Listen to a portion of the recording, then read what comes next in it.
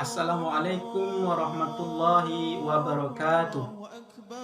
Alhamdulillahirabbil alamin allazi khalaqal mauta wal hayata liyabluwakum ayyukum ahsanu amala.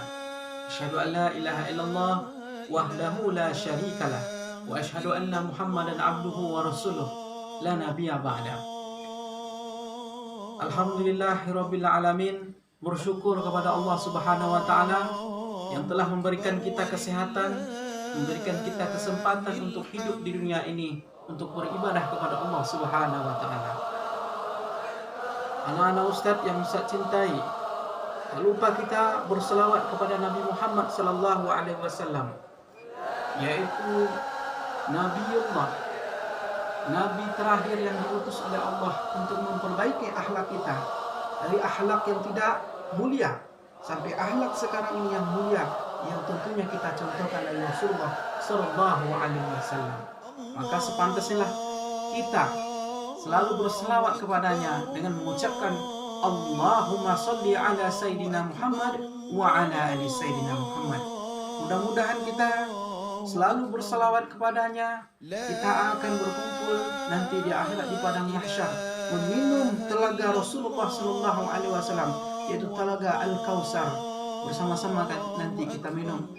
Konon bahwasanya orang yang mau minum telaga Rasulullah, insya Allah pasti akan hilang hausnya 100 bahkan ribuan tahun yang akan datang nanti di akhirat, insya Allah.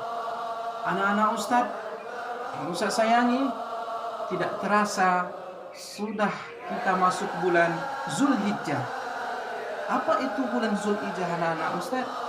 Yaitu bulan di mana insya Allah kita akan melaksanakan sholat Id, Idul Adha, dan juga melaksanakan ibadah yang diperintahkan oleh Allah melalui Nabi Ibrahim dan anaknya Ismail, yaitu berkorban. Untuk tujuannya adalah mendekatkan diri kepada Allah Subhanahu wa ta'ala.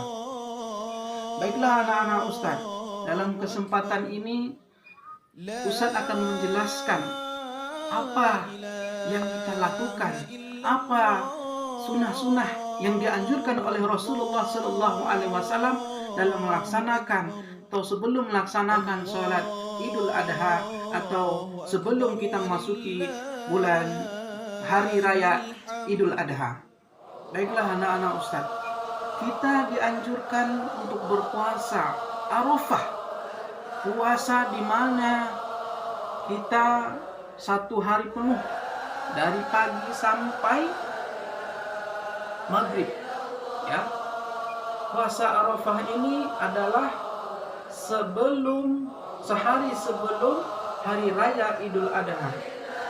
Hari raya Idul Adha 1441 Hijriah ini, yaitu pada hari Jumat. Makanya kita berpuasa pada hari Kamis. Apa manfaat, apa pahalanya bagi orang yang berpuasa di hari Arafah ini? Tentunya pada hari Kamis nanti insya Allah. Yaitu kata Rasulullah sallallahu alaihi wasallam, barang siapa yang berpuasa di bulan Zulhijjah satu hari sebelum hari raya Idul Adha, maka Allah akan menghapus dosanya, yaitu 1 tahun sebelumnya dan sesudahnya, 1 tahun sesudahnya. Ini luar biasa anak-anak Ustadz. Maka dari itu kita harus berpuasa puasa Arafah hari Kamis nanti insya Allah. Kemudian apa sih lagi yang disunahkan Rasulullah Sallallahu Alaihi Wasallam sebelum kita melaksanakan ibadah kurban dan Idul Adha ini? Kita memperbanyak takbir, memperbanyak membesarkan Allah Subhanahu wa ta'ala.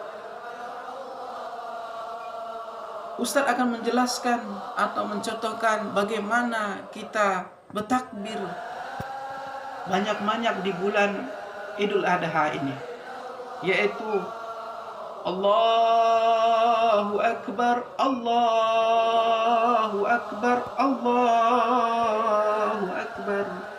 La ilaha illallah, Allahu Akbar, Allahu Akbar, walillahil hamd. Nah, ini adalah takbir yang kita selalu lafazkan sebelum masuk sebelum masuk hari raya Idul Adha ini. Jadi pada malam hari raya Idul Adha kita disunahkan memperbanyak takbir, memperbanyak membesarkan Allah Subhanahu wa taala. Berapa lama kita takbir yang Ustaz ajarkan tadi? Yaitu pada hari-hari tasyrik. Ada 4 hari. Jadi mulai dari hari raya Idul Adha, kemudian 1 hari setelahnya, 2 hari dan 3 hari. Maka seluruhnya 4 hari kita takbir. Ini luar biasa pahalanya, wahai anakku, anak-anak Ustaz yang di rumah. Kemudian yang selanjutnya adalah sunnah yang selanjutnya dianjurkan oleh Rasulullah SAW, yaitu sebelum kita melaksanakan sholat Id, kita disunahkan untuk tidak makan di rumah. Jadi berangkat dari rumah itu kita dianjurkan jangan sarapan dulu, karena ini sunnah Rasulullah SAW. Dengan tujuan apa? Nanti setelah sholat Id kita ambil dagingnya dari masjid, maka daging itulah kita akan makan di rumah. Maka ini dinamakan dengan puasa setengah hari sebelum melaksanakan sholat Idul Adha.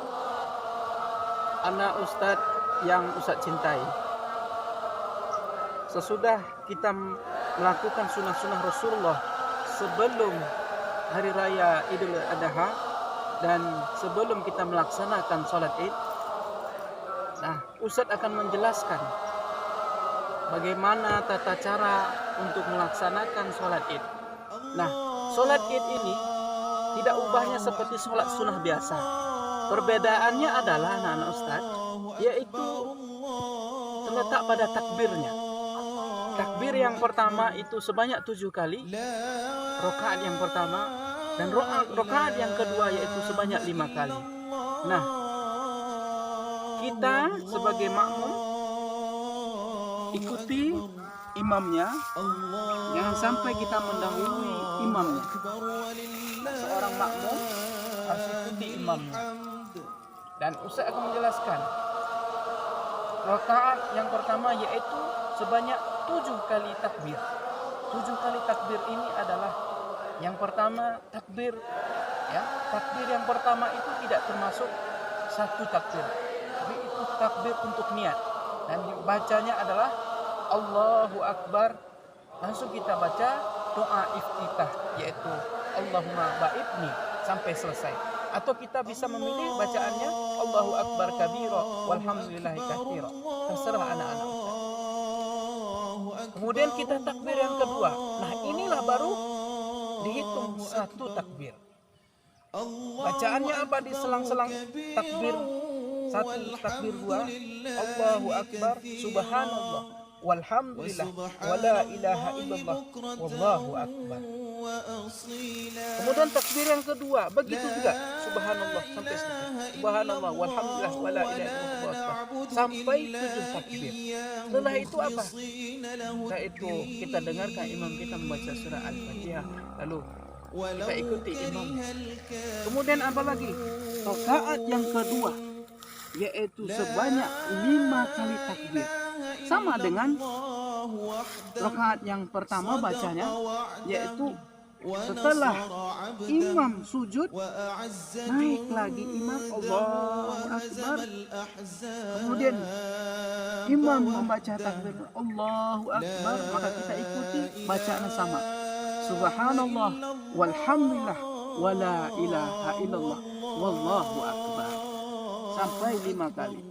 Setelah itu rukuk sampai sujud, kemudian tahiyatul akhir. Nah, anak-anak Ustaz, selesailah salat Idul Adha. Kemudian setelah salat Jangan pulang dulu, jangan pulang dulu. Ini belum habis tata cara sholat idnya. Ada rukun yang kedua, yaitu kita mendengarkan khutbah, ya, mendengarkan khutbah Idul Adha. Jadi anak-anak Ustaz, kalau sudah salam, jangan langsung pulang. Dengar dulu khutbah Idul Adha, karena ini kesempurnaan di dalam kita melaksanakan sholat Idul Adha. Kalau tidak mendengarkan sholat Idul Adha, maka tidak sempurna ibadah kita pada hari itu. Nah, anak-anak Ustaz, kalau mendengarkan khotib sedang berkhutbah, maka tidak boleh berbicara, karena itu juga akan mengurangi pahala kita. Diam saja, dengarkan apa yang disampaikan oleh khotib yang sedang naik mimbar. Mungkin itu saja anak-anak Ustaz yang Ustaz jelaskan. Dan yang lebih penting lagi, kita dianjurkan melihat hewan kurban. Ada sapi, ada kambing, ada domba.